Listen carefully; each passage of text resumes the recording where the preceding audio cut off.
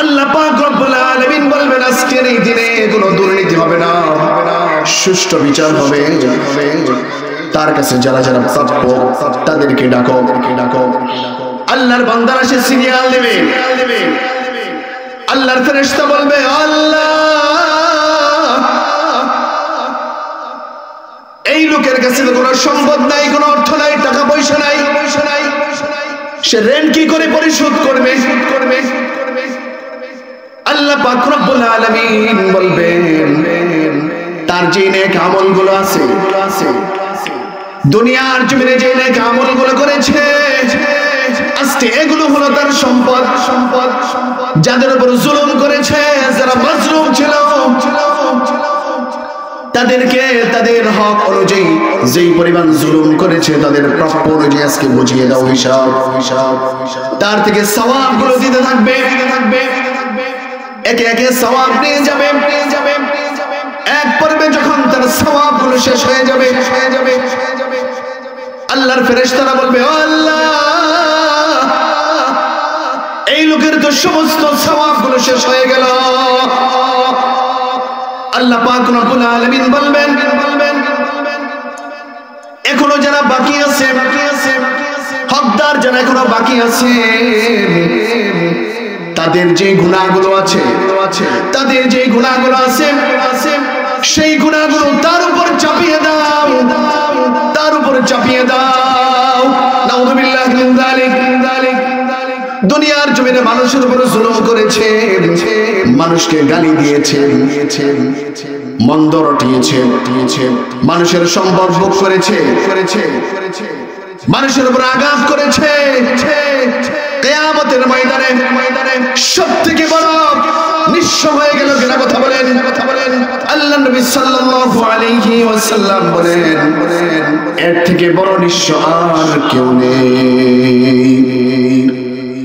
তখন আল্লাহ পাক রব্বুল আলামিন বলবেন সুম্মা সুক্কু লাহু সাক্কান ইলান নার। যাদের প্রাপ্য এখনো বাকি আছে তাদের গুনাহগুলো তার উপর দিয়ে তাকে জাহান্নামের মধ্যে নিক্ষেপ করে দাও। নাউযুবিল্লাহি মিন যালিক। কিয়ামতের ময়দানটা এত কঠিন হবে। সম্মানিত হাজিরিন, যার সামান্য পরিমাণ সওয়াব বাকি থাকবে, যারা পরিমাণ যদি সওয়াব বাকি থাকে আল্লাহ পাক রব্বুল আলামিন বলেন ইন্নাল্লাহা লা ইয়াযলিমু মিসকালা যাররাতিন ওয়া ইন তাকু হাসানাতান ইউদাইফহা।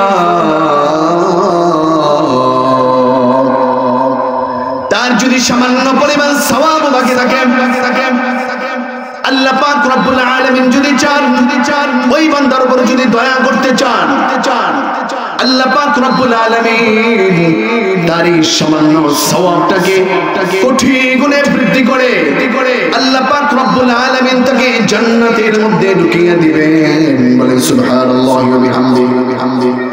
কিয়ামতের ময়দানটা এত কঠিন হবে, কোন আত্মীয়তার সম্পর্ক থাকবে না। আল্লাহ পাক রব্বুল আলামিন কুরআনুল কারীমের মধ্যে ঘোষণা দিয়ে জানিয়ে দেন ইয়াউমা ইয়াফিরুল মারউ মিন আখিহি। কিয়ামতের ময়দানে ভাই থেকে পালিয়ে যাবে, ভাইকে দেখলে দৌড়াতে থাকবে, ভাইয়ের কাছে যাবে না। ওয়া উম্মিহি ওয়া আবিহি। যেই মা দুনিয়ার জমিনে 10 মাস 10 দিন সন্তানকে পেটে রেখেছে কিয়ামতের ময়দানে ওই মা বলবে দুনিয়ার জমিনে তো আমার বিয়ে হয় নাই, দুনিয়ার জমিনে আমার শাদী হয় নাই, আমার বিয়ে হয় নাই, আমার সন্তান আসবে কোত্থেকে? মা পালাতে থাকবে। যেই বাবা দিনকে দিন মনে করে নাই, রাতকে রাত মনে করে নাই, দিন রাত পরিশ্রম করে নিজের সমস্ত সুখকে বিসর্জন দিয়ে সন্তানের জন্য, সন্তান যা চেয়েছে তাই এনে দিয়েছে, পরিবারের জন্য যা প্রয়োজন ছিল তাই এনে দিয়েছে, সেই দিন সেই বাবা দৌড়াতে থাকবে, বলবে দুনিয়ার জমিনে তো আমি বিয়ে করি নাই, আমার কোনো স্ত্রী ছিল না, আমার কোনো সন্তান ছিল না। আল্লাহ পাক রব্বুল আলামিন বলেন ওয়াসাহিবাতিহি ওয়া বানি,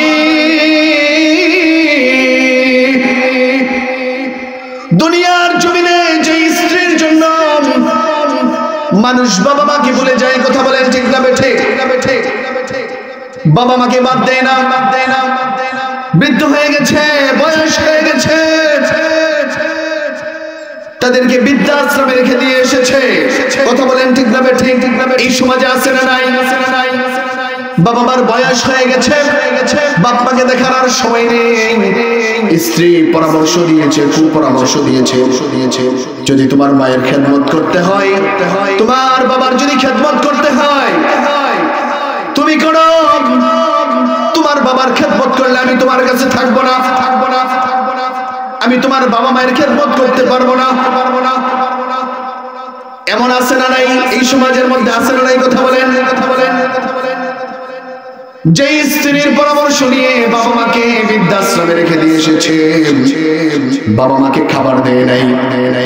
অনেক মা এমন দেখেছি ঢাকার বুকে, পাগল হয়ে গেছে, সন্তানকে অর্থশালী বানিয়েছে, সন্তানকে লেখাপড়া করিয়েছে, ব্যারিস্টার বানিয়েছে, ইঞ্জিনিয়ার বানিয়েছে, টাকা পয়সার মালিক হয়েছে, বাড়ি গাড়ি বানিয়ে দিয়েছে। এবার বউ বলছে তোমার বাবাকে বাড়ি থেকে বৃদ্ধাশ্রমে রেখে দিয়ে আসো। সেই স্ত্রীর কথাই যেই বাবাকে রেখে এসেছিল, ওই স্ত্রী কিয়ামতের দিন বলবে দুনিয়ার জমিনে তো আমার বিয়ে হয় নাই। যেই সন্তানের জন্য সব কিছু বিসর্জন দিয়েছেন, সেই সন্তান বলবে দুনিয়ার জমিনে আমার কোনো বাবা মা ছিল না। কিয়ামতের ময়দানে তো কঠিন হবে। সম্মানিত হাজিরিন, এই জন্য নিজের পুঁজি নিজেকে উপার্জন করতে হবে, কথা বলেন ঠিক না বেঠিক?